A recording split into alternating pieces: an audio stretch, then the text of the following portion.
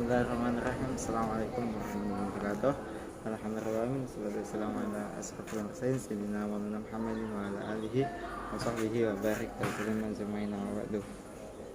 Oke, yang pertama-tama yang saya hormati Abi Hanif Mida selaku pengasuh pondok pesantren sebagai melarang Mida. Yang saya hormati jajaran guru-guru, yang saya hormati Miss Alfi Mijin selaku kepala sekolah Saniyah Madrasah Sanawiyah dan Aliyah Taraban Fida. Saya hormati terutama Miss Alfi selaku guru pengamuh kimia, yang saya hormati kedua orang tua saya. Oke, di sini saya akan menjelaskan presentasi saya tentang teori atom mekanika kuantum. Teori atom modern adalah pengembangan dari teori atom Bohr yang dikembangkan oleh beberapa ilmuwan seperti Louis de Broglie, Wolfgang Pauli, Erwin Schrödinger, Werner Heisenberg.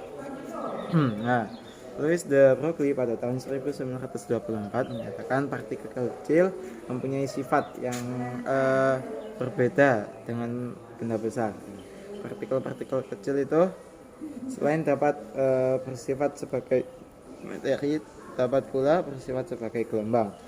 Disebut juga teori dualisme partikel gelombang. Kemudian kriteria model atom mekanika kuantum. Yang pertama adalah lintasan atomnya tidak stasioner seperti Bohr.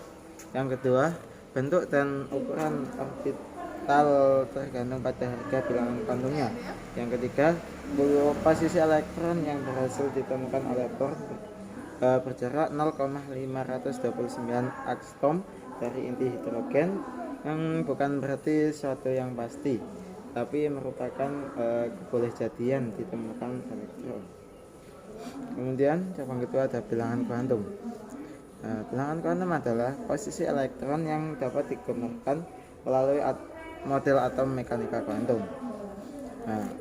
Bilangan kuantum ini dibagi menjadi tiga. Ada bilangan kuantum utama yang dilambangkan dengan N, bilangan kuantum azimut dilambangkan dengan L, bilangan kuantum magnetik dilambangkan dengan M, dan bilangan kuantum spin yang dilambangkan dengan S. Bilangan kuantum utama itu adalah kulit tempat elektron yang berada atau tingkat energi elektron dalam satu atom. Orbital dengan bilangan kuantum berbeda memiliki tingkat energi yang berbeda. Contohnya, kulit K memiliki bilangan kuantum utamanya yaitu 1. Kulit L bilangan kuantum utamanya yaitu ada 2. Kulit M bilangan kuantum utamanya adalah 3, dan seterusnya. Kemudian bilangan kuantum azimut. Bilangan kuantum adalah yang menyatakan subkulit atau orbital dinyatakan SAR, prinsipal, diffuse, dan fundamental. Kalau SAR dilambangkan S, prinsipal dilambangkan P, diffuse dilambangkan D, dan fundamental dilambangkan dengan F. Harga bilangan kuantum azimut bernilai 0 hingga n kurangi 1. Contohnya bilangan kuantum azimut 0 sama dengan bilangan kuantum azimut sama dengan 0 subkulit S. Bilangan kuantum azimut sama dengan 1 subkulitnya P. Bilangan kuantum azimut sama dengan 2 subkulit T, dan bilangan kuantum azimut sama dengan 3 adalah subkulit F. Kemudian bilangan kuantum magnetik itu bilangan kuantum yang menyatakan orientasi orbital tergantung pada bilangan kuantum azimut, bernilai negatif L hingga positif L termasuk 0. Contohnya, lazimut sama dengan 0 maka M-nya sama dengan 0. Lazimutnya 1 maka M-nya sama dengan negatif 1, 0 plus 1. Kalau azimut sama dengan 2 sama dengan maka M-nya sama dengan negatif 2, negatif 1, 0, positif 1, positif 2, dan seterusnya. Kemudian konfigurasi elektron.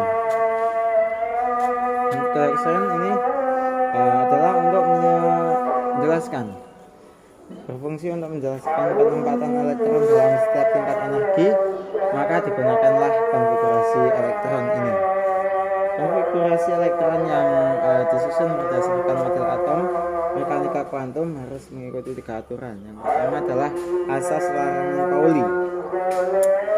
Wolfgang Pauli pada tahun 1926 mengungkapkan tidak ada 2 buah elektron dalam orbital yang sama memiliki keempat bilangan kuantum yang sama. Contohnya bilangan 1s. Sekulit itu kan diisi 2 elektron. Tidak boleh lambangnya keduanya ke atas, keduanya ke bawah, tapi harus berlawan arah, satunya ke atas, satunya ke bawah.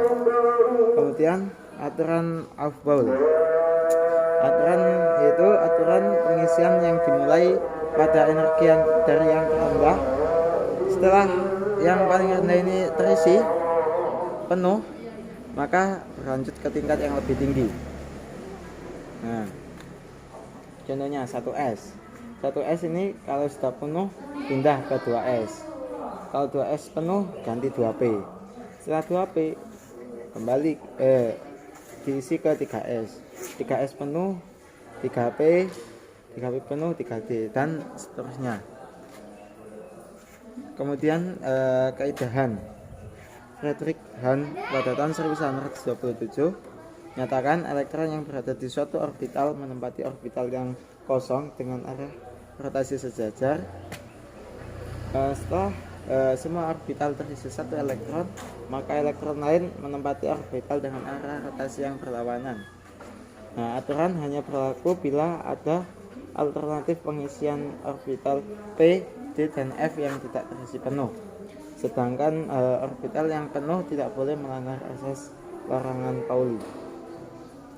Tadi contohnya aturan Aufbau yaitu adalah N7 sama dengan 1s2, 2s2, 2p3. Kalau ini kaidahan contohnya 7n dengan konfigurasi elektron 1s kuadrat, 2s kuadrat, 2p 3. Elektron valensinya adalah 2s kuadrat, 2p kuadrat, 2p angka 3. Contohnya 1s kuadrat kan udah diisi 2 full, berarti yang dihitung itu elektron valensinya, jadi harus diisi sejajar 3, jadi harus ke atas. Harus tidak boleh ke atas, bawah, atas lagi, nggak boleh. Jadi harus urut dulu ke atas. Mungkin sekian dari saya. Kurang lebihnya mohon maaf. Wassalamualaikum warahmatullahi wabarakatuh.